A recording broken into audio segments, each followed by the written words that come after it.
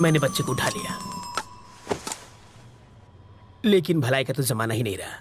उसकी माँ ने ही मुझे पकड़वा दिया, कहने लगी बच्चे को किडनैप किया है।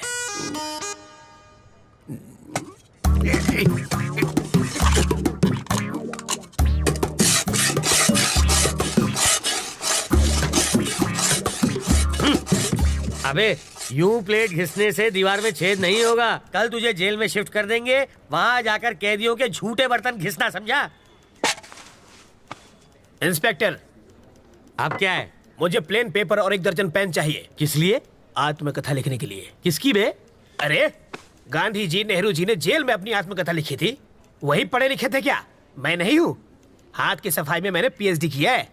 मैं अपनी कहानी लिखूंगा। चलो सामान भिजवाओ। हवलदार, ये कालिदास की औलाद के लिए पेन और पेपर लेकर आ। ये महाचोर अपनी आत्मकथा लिखेंगे।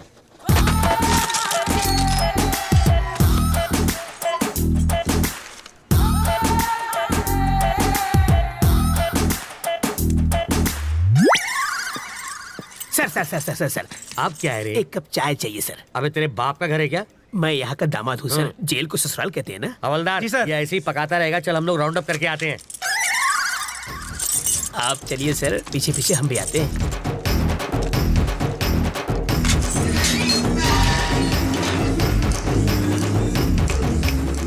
रास्ता साफ है, निकल लेते हैं।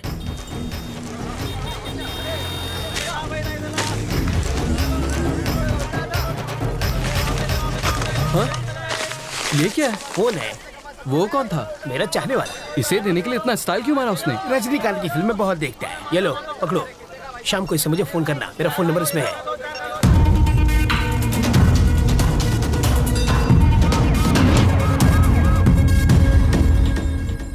तुझे पूरा यकीन है ना कि वो उसी फोन से बात करेगा? होकर क्या है सर? हाँ। वो उससे ही फोन करेगा।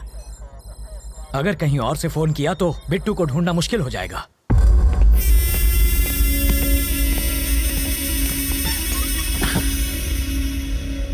रवि जिंदा बच गया। उसको मारे बिना मैं चैन से नहीं बैठूंगा। रवि तक तू नहीं पहुंच पाएगा। वो अपनी जिंदगी से तंग आकर खुद ही तू उसे छू नहीं सकता। मैंने तुझे आदमी दिए, फिर वैन दी, फिर क्रेन दी और लाख लाख रुपए 2 बार दिए। तुझे नकली फैमिली तक बना कर दी और फिर पासपोर्ट के लिए लाखों खर्च किए, वो सब अलग। इस राज को छुपाने के लिए सत्तार की फैमिली को हर्जाना दिया, तब जाके इस बवाल से मेरी गर्दन छूटी और तुझसे एयरपोर्ट जाकर एक फ्लाइट नहीं पकड़ी गई। मैं तुझ पर 1.5 करोड़ रुपए खर्च कर चुका हूँ। ये लो, ये मेरे लिए फिजूल खर्ची और तेरे लिए बोनस। ये लो। हाँ, ये सिर्फ पेपे बेबे मेमे कर सकती है और किसी काम की नहीं है। अगर मैंने रवि को लगाया होता तो वो 15 मिनट में बैंक लूट के यहाँ बैठा होता।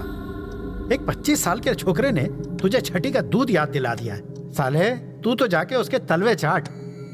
बेशर्मों की तरह बैठा है। फोन करना है। कर लो।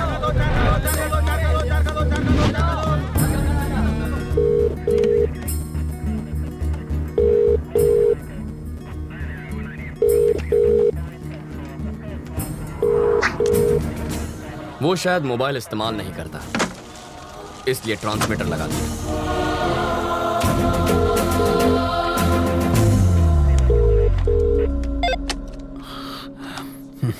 सर, मैं ट्रैवल मूर्ति। बेल नहीं मिली इसलिए जेल से भाग आया। यहाँ बहुत गड़बड़ है। बिट्टू को बाहर भेजना बहुत मुश्किल है। पहले तो ये जान लो कि तुम किससे बात कर रहे हो मूर्ति। बिट्टू?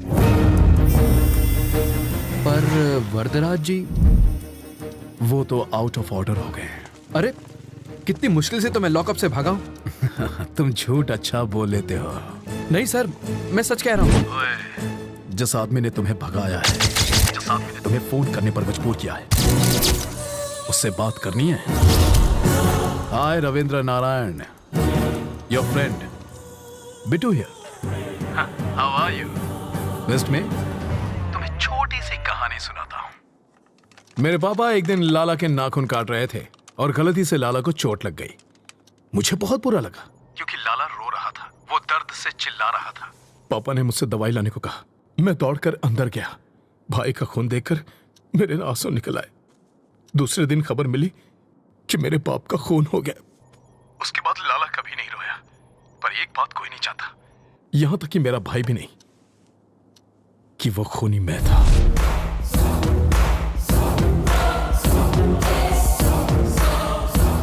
लाला के खून की वजह से पापा की जान गई। अब तेरा क्या होगा ये शायद यमराज को भी नहीं पता। देखता हूं कि तुम कितने समझदार हो। चलो चाय पी कर आते हैं। कैसे आदमी हो तुम? वो सीधे सीधे वार्निंग दे रहा है और तुम्हें डर नहीं लगता? उसके डराने धमकाने से क्या हो जाएगा? मुझे डर से डर नहीं लगता। तो अब क्या करना है? इस बिट्टू नाम के ट्यूमर को हटाना ही पड़ेगा और इसकी सर्जरी मैं करने वाला हूं।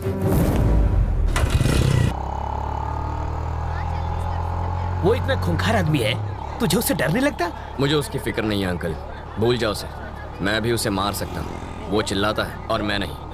यही फर्क है। मधु अंकल, वो मधु है ना?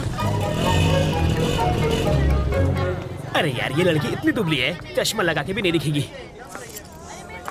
अंकल, उस दिन गुस्से में इसने मुझे क्या क्या नहीं कहा। आज मैं उसका बदला लूंगा।